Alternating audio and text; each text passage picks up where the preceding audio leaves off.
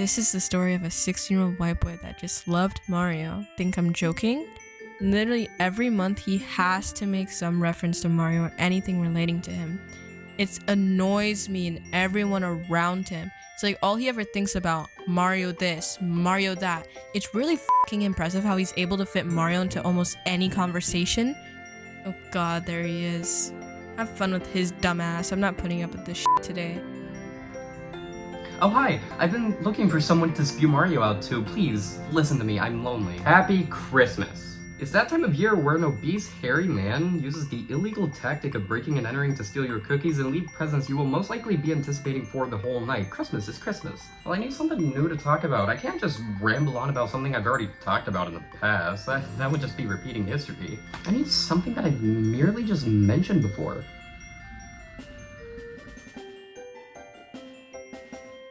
It was inevitable.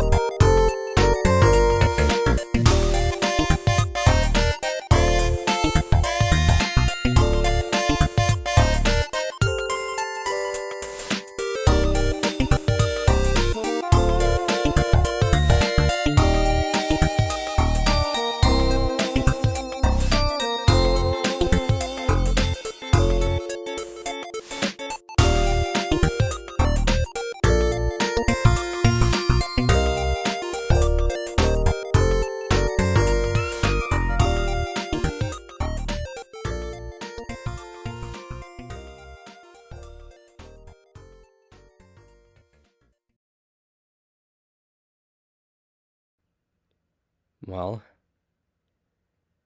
it had to happen. Mario's first appearance was not Super Mario Bros. Nintendo was established all the way back in 1889. They're older than your great-grandparents, and they're still going stronger than ever over 130 years later. But for most of their life, they've struggled. Nintendo has tried a few different flavors and markets, but they never really stuck with any of them. Taxis? Sure. Sex hotels? Toys? But in the 1980s, Nintendo finally found some solid footing in the gaming industry. Now, Nintendo did make arcade games before, but nobody really liked them. Like, stop me when you remember any of these arcade games. Space Fever, Computer Othello, Block Fever, Radar Scope. Nintendo had more Radar Scope cabinets left over than they knew what to do with. So, why not repurpose that old hardware for a new game, potentially an even better game? That's how Donkey Kong came to be. Donkey Kong released on July 31st, 1981 here in North America, and it changed everything. Fast forward to 1985, and Mario spun off into his own painfully successful franchise. Super Mario Bros. Released in October 1985 here in North America. You know, for a game that pretty much saved gaming, I find it pretty impressive how nobody kept track of this game's release date. At least here in the States. No specific date or anything.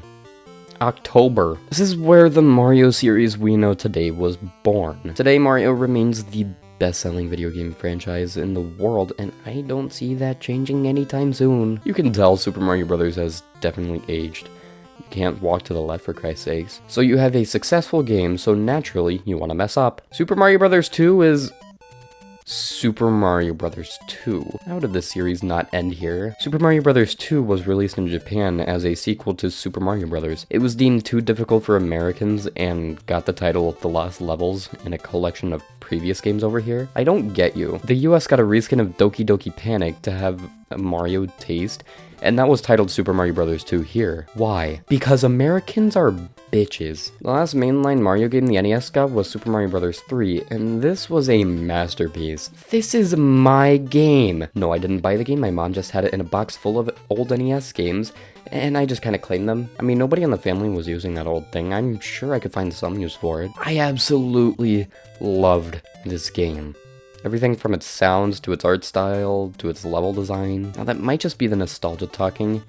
I grew up with this game and played it quite a bit. I remember almost everything about this game. For Christ's sakes, I've memorized the game's warp whistles. This game will always hold a special place in my heart.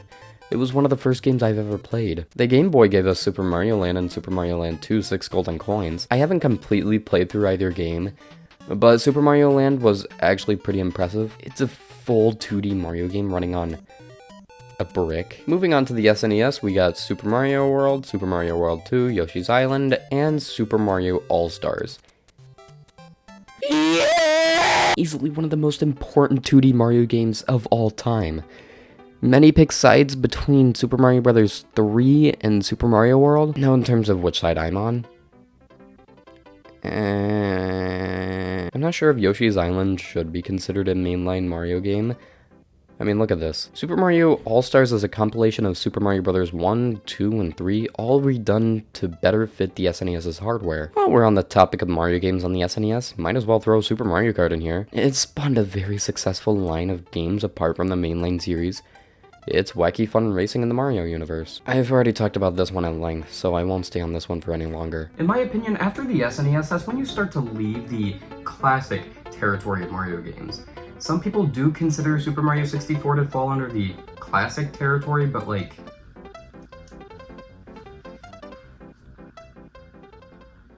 look at this. This can't be Mario, he's in 2D, not 3D. Super Mario 64. Easily one of the most important games of all time, but I don't feel any nostalgia for it. Mostly because I grew up with this, and without easy access to this. So this was completely new to me. So the Wii's Virtual Console wasn't really an option, and even when it was,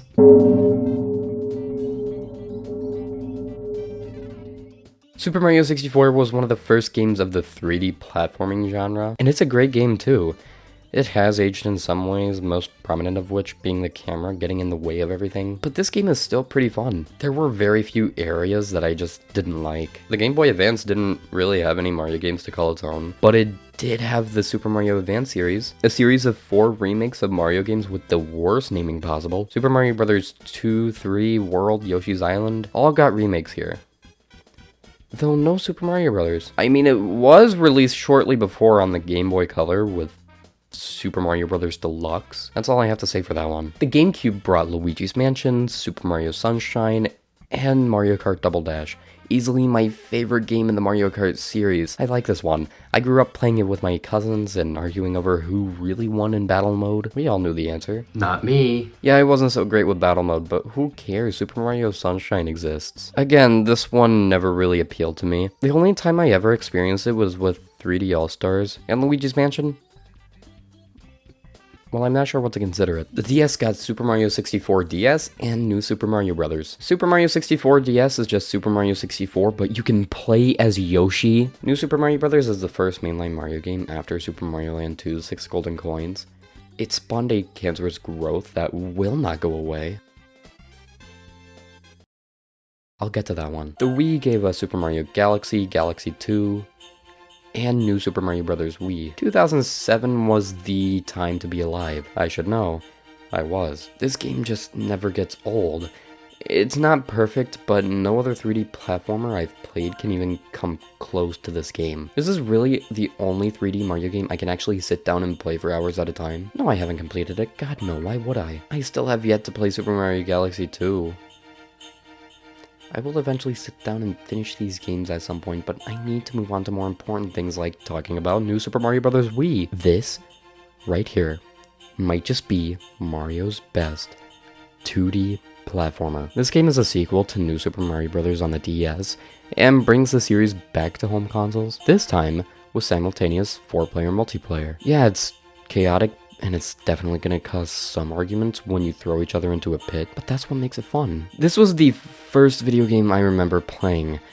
This is still a fun time to revisit every so often just to get another taste of my childhood. The 3DS was home to New Super Mario Bros. 2 and Super Mario 3D Land. I remember waking up for Christmas one morning and running down the stairs just to get my grubby hands all over my shiny new 2DS that came bundled with New Super Mario Bros. 2. That was an amazing day. I'd say that day really solidified my virginity. But unfortunately, New Super Mario Bros. 2 suffers from not having much of an identity to call its own. The first two games, I can understand. New Super Mario Bros. Brought the series back from the dead, and New Super Mario Bros. Wii brought it back to home consoles. New Super Mario Bros. 2 does the same thing the third time in a row. There's plenty of fun to be had with it, but it's just another 2D Mario game. Nintendo did this whole thing with the coins where if you were to collect a certain amount, the title screen would change. That's pretty much it. The game is good, it's 2D Mario, but it just feels pretty much the same as the previous two games. I haven't played Super Mario 3D Land yet. Yeah, I've heard it's good. The Wii U gave us New Super Mario Bros. U, Super Mario 3D World, and Super Mario Maker. New Super Mario Bros. U is another New Super Mario Bros. Game.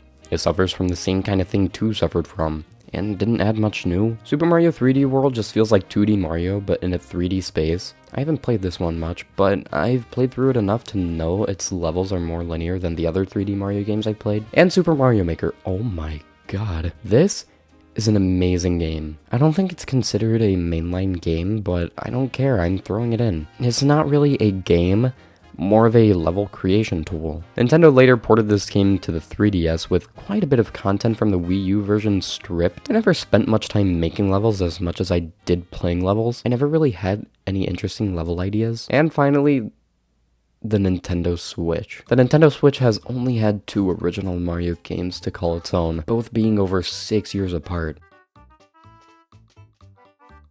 But the Nintendo Switch is less powerful than the Xbox One. Let's give it that. I haven't played Super Mario Odyssey. I've been avoiding spoilers for the past 6 years, and I would like to keep it that way before I play it. I probably pissed off a good 26 million people by just saying that. And Super Mario Bros. Wonder. This is the best Mario game ever. At least in my opinion. I haven't completed it yet, but are my first impressions good enough? This is a truly brand new, upgraded 2D Mario game in every way.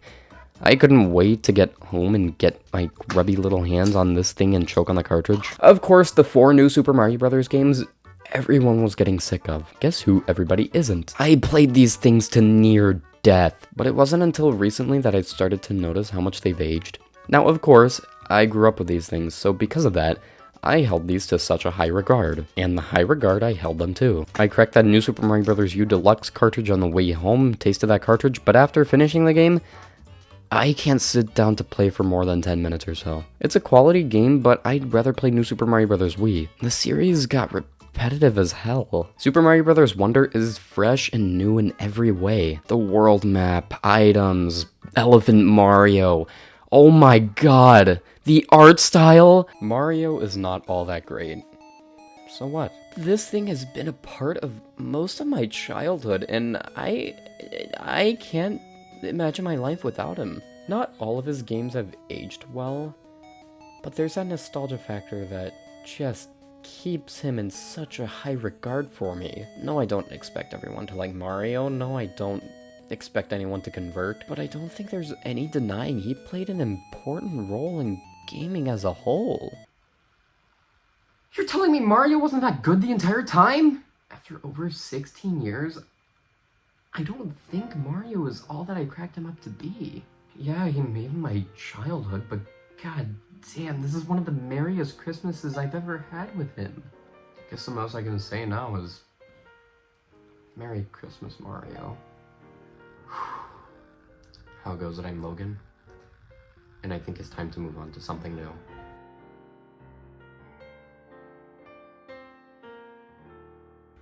Maybe.